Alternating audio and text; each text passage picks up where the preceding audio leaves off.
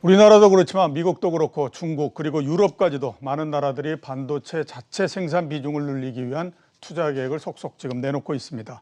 반도체 르네상스가 열렸다라고도 볼 수 있지만 다른 한쪽에서는 이렇게 공급 특히 투자가 많이 늘어나다가 보면 공급 과잉이 오는 게 아닌가 하는 우려가 지금 제기되고 있는 상태입니다. 시장 내부적으로 보면 삼성전자가 투자자들의 기대에 부합하지 못하고 있는 그런 상태가 지금 계속되고 있는 상황인데요. 반도체 산업 전체에 대해서 좀 알아보도록 하겠습니다. 노문창 현대차증권 리서치센터장 나오셨습니다. 안녕하십니까? 네, 안녕하십니까? 불편한 질문서부터 하나 좀 드려야 될 것 같습니다. 반도체 슈퍼사이클 그동안 얘기가 굉장히 많았었는데 많은 애널리스트들이 똑같이 얘기를 했었거든요.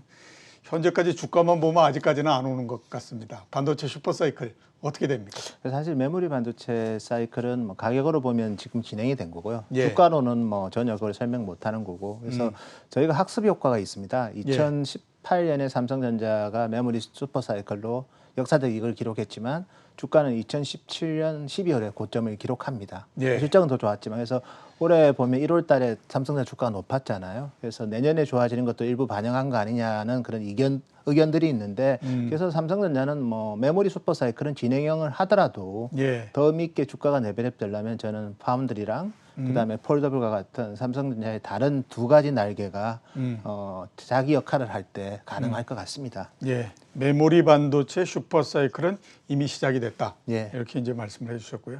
삼성전자에 대해서 한번 좀 여쭤보도록 하겠습니다. 지금 주가가 8만 원과 9만 원, 그 7만 원 사이를 왔다 갔다 하고 있는 지금 상태입니다. 어떻게 보십니까? 지금 정도 삼성전자 주식을 사도 되겠습니까? 어떻겠습니까? 뭐 저는 뭐 지금 가격대는 뭐 큰 부담이 없을 것 같고요. 예. 특히 3분기 실적부터는 우리 제가 언급드렸던 그 두 가지 파이프라인, 대표적으로 파운드리랑 폴더블이 이제 제대로 된 수치가 나오는 시점이고, 2분기, 3분기는 메모리 반도체 사이클만 가지고도 정익을 합니다. 특히 TSMC 같은 경우에는 2분기 매출액이 정체될 거고, 인텔 같은 경우에는 지난 1분기 대비 4% 감소하지만 삼성 반도체는 또 10% 증가하거든요. 지금은 메모리 반도체가 강하게 반등하는 사이클이고, 반면에 비메모리랑 파운드리 쪽은 좀 2분기는 정체되는 시점이에요. 그래서 삼성은 2분기는 메모리로 차별화를 이루고 3분기는 이제 파운드리랑 그리고 폴더블까지도 좋아지는 시점으로 보시면 될 것 같습니다. 예, 그러면 2분기에 삼성전자가 이 영업이익이 어느 정도 나올 거라고 좀 보십니까? 저희는 한 10.4조 추정하고 있고요. 1분기보다 뭐 한 1조 가까이 정익할 것 같습니다. 물론 뭐 최근 들어서 메모리 가격 상승폭이 저희 예상치를 좀 더 빠르게 상회하고 있기 때문에 뭐 또 추가적인 업사이드는 있긴 하지만 그래도 의미 있는 레벨업은 삼성전자는 3분기로 보고 있습니다. 지금 그 메모리 반도체 가격이 어느 정도 됩니까? 그래서 이제 서버랑 PC DRAM은 뭐 1분기 대비 20%에서 23% 정도 올랐거나 오를 것 같고요. 서버 DRAM은 이제 사실은 전고점이 이제 143불이었습니다. 지난 5월에 기록했던 그거를 이번 4월에 상향 돌파를 했습니다. 145불로. 그리고 6월 정도에는 뭐 150불대 중반까지 상승하기 때문에 시장이 예상했던 반등 시기, 반등폭을 현재는 상회하고 있습니다. 예, 반도체 가격이 최근에 상당히 많이 상승을 하고 있는 그런 상태네요. SK 하이닉스에 대해서 한번 좀 여쭤보도록 하겠습니다. 좀 전에 뉴스를 할 때도 나왔었는데요. 파운드리 생산을 2배로 늘리겠다라고 얘기했고, 그 다음에 키파운드 인수하고 이런 여러 가지 소식들이 많이 나왔거든요. 이런 그 SK 하이닉스의 행보가 어떻게 진행이 될 걸로 보고 그에 따라서 주가는 어떻게 될 거라고 지금 판단하십니까? 사실 파운드리에 대한 SK 그룹의 의지는 되게 많았고요. 대표적으로 키파운드리라고 과거에 이제 매그너칩의 생산 법인을 어쨌든 그 PEF가 인수를 했어요. 매그너스 PEF에. 근데 거기에 최고 LP가 SK 하이닉스입니다. 그래서 지금은 이제 기존의 같은 패밀리였죠. 그거를 어쨌든 어려워서 보냈다가 다시 인수하는 그런 구조고 8인치 중심 팹이고요. 그래서 8인치에 대한 강한 의지가 있고 다만 이제 주가로는 하이닉스는 아직까지 파운드리 가지고 주가가 재평가되기에는 이익 기여도가 너무 미미하기 때문에 그냥 SK그룹의 영역 확장으로 보시는 게 맞을 것 같습니다. SK그룹의 영역 확장이다 이렇게 말씀을 해주셨고 TSMC에 대해서 한번 좀 여쭤보도록 하겠습니다. 최근에 대만 주가가 엄청나게 많이 하락을 했었는데 5월 달 들어서만 거의 한 15% 정도 내려갔거든요. 근데 그 가장 큰 요인이 TSMC다. 라는 얘기를 많이 하고 예. 왜 그런가 했더니 TSMC의 4월 달 매출액이 3월에 비해서 13% 정도 줄었다라고 얘기를 하더라고요. 그래서 이렇게 반도체 전체적으로 좋은 상태에서 어떻게 이렇게 크게 매출이 줄 수 있냐라고 하는 의문이 제기될 수밖에 없는데 우선 실적이 이렇게 크게 줄어들어 버린, 특히 매출이 줄어들어버린 이유가 뭡니까? 제가 준비한 차트도 있는데 그거 한번 보셔도 될 것 같고요. TSMC는 4월 달에 매출액이 항상 많이 줄었어요. 특히 항상? 올해 준 폭은 작년보다 덜 줄었다는 거 강조드리고 싶고요. 특히 이제 아이폰하고 많이 연동이 되는데 그 A14 칩이 보통 이제 4월, 5월이 재고 조정 시기입니다. 그래서 6월은 또 가파르게 작년 같은 경우에도 가파르게 올랐는데 작년 같은 경우에는 아이폰이 10월에 출시됐어요. 근데 올해는 이제 9월에 출시되니까 5월 중순부터 가파른 매출 상승 충분히 예견할 수 있고요.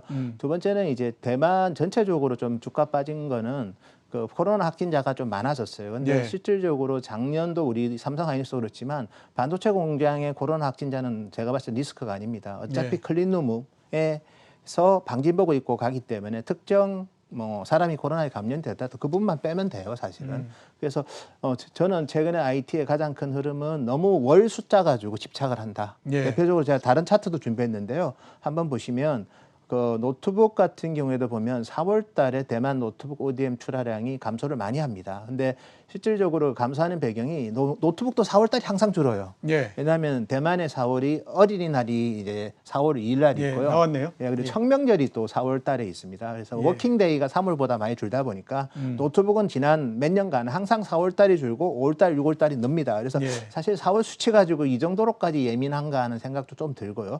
그리고 이제 다른 또 준비된 차트가 있는데 최근에 이제 그 인도 같은 경우에 이제 지금 코로나 확진자가 많다 보니까 인도 시장은 사실 스마트폰 밸류 체인에 있어서 크게 중요한 시장은 아닌데 다만 이제 센티멘트에 좀 영향을 잠깐 주는 게 월별로 인도가 이제 출하량 되는 기준이 한 1,300만 대입니다. 그리고 중국이 한 2,700만 대, 그리고 미국이 보통 이제 월 움직이는 게 한 1,200만 대인데, 그러니까 인도가 물량으로는 두 번째 시장이 됐죠. 그렇죠. 근데 이제 코로나가 커지다 보니까 인도에서 특히 코로나 때문에 스마트폰 소비가 줄 거라는 우려가 저렇게 반영되지만 저거는 이미 아이폰하고 삼성 스마트폰 계절적 비수기, 재고 조정 시기에 약간의 노이즈인데 그래서 저는 단편적인 노이즈를 가지고 이 정도로 확대 해석할 정도로 시장이 조금 빅사이클인데 안 가니까 또 불안하게 생각해서 그런 거고 사실은 뭐 원래 계절성이 4월은 그렇고 5월, 6월 회복되는 거 확인하고 그다음에 한국 기업은 2분기 실적 자체도 좋고 거기다가 3분기에는 글로벌 수요에서 특히 스마트폰하고 이런 쪽이 많이 회복이 되고 있기 때문에 저는 지금은 우리가 사이클이 꺾였다 이렇게 얘기하는 거는 상당히 좀 이른 시점인 것 같고요. 여전히 진행형이다. 그렇게 말씀드릴 수 있을 것 같습니다. 계절성인 부분에 주가가 크게 반응을 했다라고 하는 건 대만 주식 자체가 4월 달까지 다른 나라와 달리 주가가 굉장히 많이 상승을 해가지고 추가 상승에 대한 부담이 조금 이번에 이 TSMC의 매출 감소를 빌미로 해가지고 영향을 줘버린 게 아닌가라는 생각이 좀 드네요. 대만이라는 컨트리 자체가 너무 아이폰에 연동된다는 생각이 듭니다.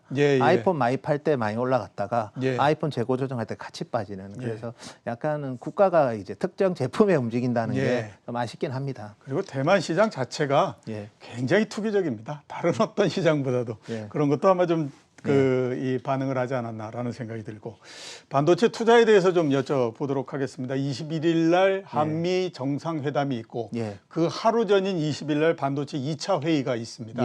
지금 예상은 어떻게 하십니까? 거기서 어떤 얘기들이 나올 거라고 지금 보십니까? 어쨌든 TSMC랑 삼성이 외국 기업 중에서는 이제 초청을 받았고 당연히 이제 미국이 이제 그 칩스 포 아메리카라는 그런 반도체 투자 장려책에 대해서 두 외국 기업이 어떻게 이제 반응하는지를 좀 궁금해할 것 같고요. 확실한 거는 2024년까지 반도체 공장을 지으면 한 최대 40%까지 세액 공제가 되고 25년, 26년부터는 30%, 20%로 줍니다. 건물과 시설 투자를 한다면 2024년까지 하는 게 맞을 것 같기 때문에 양사 모두 조금 더 건물과 관련된 그런 인프라 투자 관련해서는 좀 적극적인 의지치를 이번에 보일 수도 있고 아니면 좀 추후에 보일 수도 있지 않을까 보고 있습니다. 그리고 며칠 전에 K반도체 전략 발표하지 않았습니까? 510조 정도를 10년 동안이죠. 계속해서 투자를 하겠다라고 얘기했는데 시장의 반응은 그 이후에 상당히 좀 미적지근한 형태였었습니다. 시장이 별로 그렇게 환영을 하지 않았다라는 생각이 드는데 이렇게 그 반응이 나온 이유가 뭐인가요? 10년이라는 기간도 있고 두 번째 다 우리가 이 정도는 이미 또 많이 노출이 되어 있던 내용이고요. 예. 그리고 삼성도 뭐 어쨌든 파운드리 1등 하기 위해서 2030년까지 생산 캐파는 많이 늘려야 되고 그리고 최근에 뭐 여러 가지 이슈들이 있었는데 뭐 그런 부분들을 많이 시장에서 이미 좀 알고 있었죠. 예. 그리고 뭐 파운드리 투자 규모가 좀 늘었다. 그거는 뭐 어쨌든 좀 시간을 두고 판단하겠다는 시장의 좀 의지도 있는 것 같고요. 그래서 실질적으로 동 부분이 아주 핫한 거는 뭐 크게 많지는 않았다. 그래 보고 예. 있습니다. 그러니까 결국 새로운 것이 없었다. 예, 이 얘기가 되는 예. 거네요. 그리고 우리나라도 반도체 투자 늘리지만 다른 나라들도 상당히 많이 투자를 늘리고 예. 하기 때문에 반도체 주식도 주식이지만 반도체 장비주들이 좋지 않겠느냐라고 예. 하는 그 기대들 그리고 예. 전망이 굉장히 많은 상태거든요. 예. 장비주에 대해서는 어떻게 지금 보십니까? 장비주에 대해서 지금 특히 글로벌 넘버 뭐 탑 3에 있는 기업들도 주가가 최근에 많이 빠졌어요. 예. 뭐 어플라이드 머티리얼 ASM에 많이 빠졌는데, 근데 어쨌든 장비 투자를 상당히 많이 확대하는 그림은 분명히 맞고요. 또 제가 준비한 차트가 하나 더 있는데요. 예. 최근에 이제 반도체는 저희가 꼭 반드시 말씀드리고 싶은 거는 빅사이클을 얘기할 때는 메모리 반도체예요. 예. 메모리 같은 경우에는 사실은 뭐 투자를 눈치 보면서 합니다. 근데 대만하고 중화권의 파운드리 보면 다 이게 시스템 반도체, 자동차 반도체 이런 공급 부족인데 예. 보시면 상당히 좀 투자를 많이 해요. 예. 그래서 뭐 글로벌 반도체 장비 회사들 그리고 뭐 전공정뿐만 아니라 패키징하는 후공정 쪽도 상당한 수혜가 예상될 정도로 저 정도로 투자를 많이 합니다. 그래서 단기적이든 중기적이든 핵심 경쟁이 있는 회사들한테는 상당한 기회가 있지 않을까 그렇게 보고 있습니다. 예. 반도체 2차 회의 이때에 여쭤봐야 되는 건데 제가 깜빡하고 뒤로 넘어갔습니다. 삼성전자가 20조에다가 조금 더 예. 플러스 알파까지 해서 예. 미국에 투자할 가능성이 지금 계속해서 제기가 되고 있는 상태거든요. 예, 예. 실제로 현실화될 가능성에 대해서는 어떻게 지금 보십니까? 그래서 결국은 이제 건물을 어느 레벨까지 인프라 장비까지 어느 정도까지 투자하느냐인 것 같고요. TSMC도 제가 아까 언급드린 것처럼 일몰제입니다. 2024년까지 건물과 인프라 투자를 하면 그것만큼 세액 공제를 해주는 거고 그게 1년, 2년 늦어질 때마다 공제율이 떨어지거든요. 예. 그래서 아마 투자할 거라면 좀 더 건물 짓는 거 그리고 거기 들어가는 뭐 인프라 설비까지는 좀 더 의지치를 갖고 발표할 가능성이 있지 않을까 그렇게 보고 있습니다. 예. TSMC는 2나노 공장을 짓겠다라고 얘기를 했습니다. 우선 2나노라고 하는 것이 기술적으로 가능합니까? 뭐 가능하고요. 예. 삼성은 지금 3나노에 대해서 이제 3D 핀패드에서 4D 게이트 어라운드로 적용을 합니다. 예. TSMC는 삼성과 달리 3나노까지는 기존의 3D 핀패드로 가고요. 근데 2나노부터 TSMC는 이제 삼성처럼 게이트 어라운드 4D로 간다는 거거든요. 그래서 어쨌든 아직 3나노도 제대로 이제 램프업이 안 된 상태이기 때문에 그리고 미국에 짓는 공장은 5나노 이하 공장이고요. 그래서 예. 5나노에서 3나노 가고 5나노, 4나노, 3나노 갔다가 2나노는 좀 더 시간이 많이 걸리는 시점인데 어쨌든 자기들도 이렇게 4D로 간다 삼성처럼 그런 정사진을 이제 고객사한테 얘기를 하는 거죠. 우리도 예. 계속해서 기술 혁신하고 있다는 거 계속 지금까지도 제일 잘해왔지만 앞으로도 조금 그런 것 좀 한두 발 늦어도 결국은 빨리 캐치업 한다는 거에 대한 좀 의지치를 보여준 거 있는 거 아닌가 그래 보고 있습니다. 그러면 TSMC가 2나노 공장을 지으면 그건 삼성에는 어떤 영향을 줍니까? 뭐 같이 이제 경쟁하죠. 다만 삼성이 이제 그 3나노에 좀 모험을 하지 않습니까? 예. 게이트 어라운드라는 어떻게 보면 새로운 공정을 적용하기 때문에 거기서 삼성이 시행착오하는 거를 지켜보고 자기들은 적용하겠다는 좀 얘기일 수도 있는 거고요. 어쨌든 뭐 후발주자이기 때문에 한 번에 이제 판을 바꾸려면 삼성이 좀 더 모험을 하는 것도 저는 맞는 전략인 것 같고요. 1등하는 TSMC는 삼성의 시행착오를 확인하고 투자하는 것도 그것도 맞는 전략 같습니다. 예. 예. 결국 그 두 전략 중에서 어떤 쪽의 전략이 더 맞느냐에 예. 따라서 판도 상당히 많이 바뀔 것 같고요.